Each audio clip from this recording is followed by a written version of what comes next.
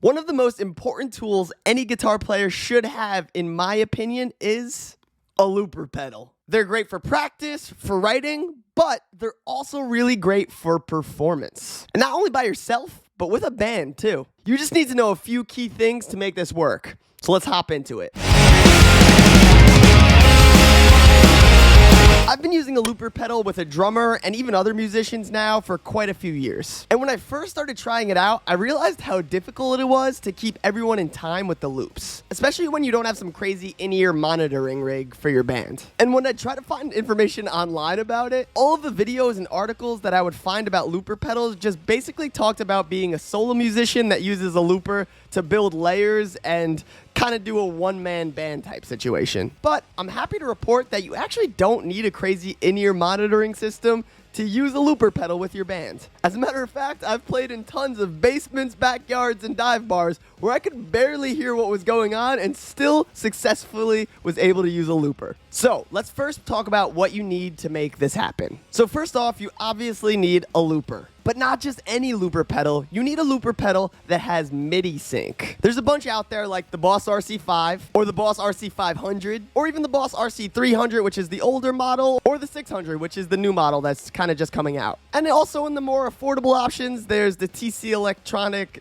Ditto X4. And I know Electro Harmonix also makes a MIDI syncable looper, and there's definitely others out there, so just do a little research. But this is a crucial feature for the looper to help you be able to play with your band. What the MIDI sync lets you do is lock in the tempo of your looper with some kind of external device. And it makes it so that your loops are always in time with that external device. So with that being said, the second thing you're going to need is some kind of MIDI syncable metronome. So here's 4 options for you. I know that Boss makes the Dr. Beat metronome that's fairly affordable, and I think you can sync MIDI tempo to it. However, I personally have never used this, but it seems to be an option. You could also just use a laptop or maybe even an iPad and your DAW. Any DAW, if you're using GarageBand, Logic, Pro Tools, Ableton, will essentially let you lock in a tempo with MIDI. And depending on the looper that you're using, you could either use a USB cable to connect it to the computer or just a MIDI cable connected to some kind of interface. And now the next option, which is actually what I do and I have the most experience in,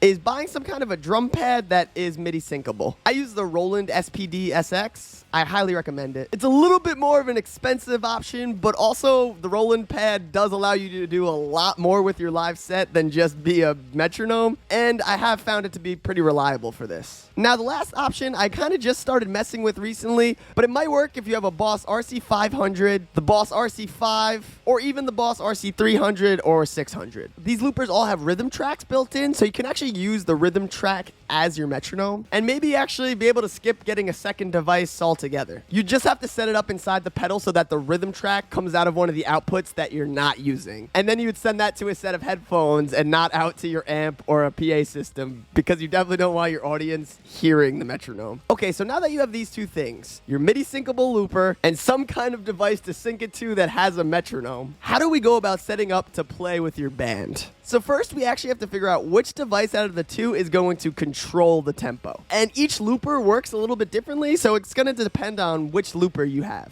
For example, the newer line of the Boss loopers like the RC5, the RC500, and the RC600, you can actually choose whether the looper sends out the tempo information or receives it from another device. While the older Boss RC300 will only send out the tempo information, it cannot receive it, which means if you have that looper, you have to use that as the ultimate controller of the tempo. On the other hand, a looper like the Ditto X4 only receives tempo information, so you can't actually send it with that. So yeah, like I said, it just depends on which looper you're using. And I've honestly tried a bunch of different setups at this point. It's also important to note that if you use a drum pad like the Roland SPD SX, that this only receives tempo information and does not send it. So you can't set the tempo on your drum pad and then think it's gonna send it out to your looper. So just be careful with the gear that you try to pair, but let's talk about a few options. A cheaper but honestly great option for this is to get the Boss RC5. This allows you to choose whether you want to send the tempo information from the pedal or receive it from another device like your laptop. If you choose to use the pedal as the tempo master, which is what I do, basically you could just make different presets for the different tempos of your songs and then it'll send that tempo out to your metronome. Whether you're using a laptop and a DAW, an actual metronome, or a drum pad like the SPD-SX. And if you have a drummer or other musicians in your band that can play to a click really well, your loop shouldn't ever go out of time, even if they can't totally hear the loops themselves.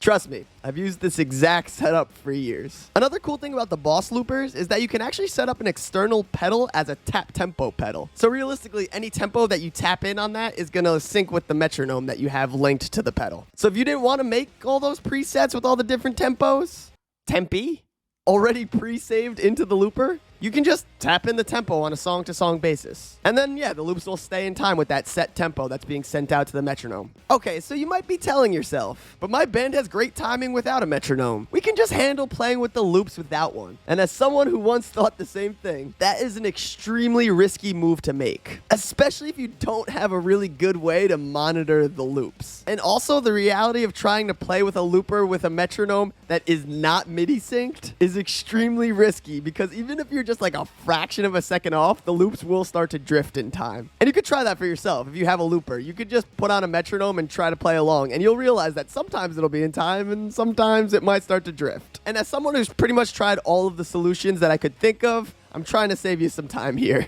Get a MIDI syncable looper and a way to connect it to a metronome, and then just play to that metronome. It's definitely the best way, in my opinion. I hope this video helped out with a question that I had an extremely difficult time of finding the answer to, so I just had to kind of figure it out on my own. If this video was helpful, please drop a like on the video for the YouTube algorithm and subscribe for weekly punk rock music and punk rock advice. And let me know in the comments if you use a looper with your band and maybe do it differently. Peace.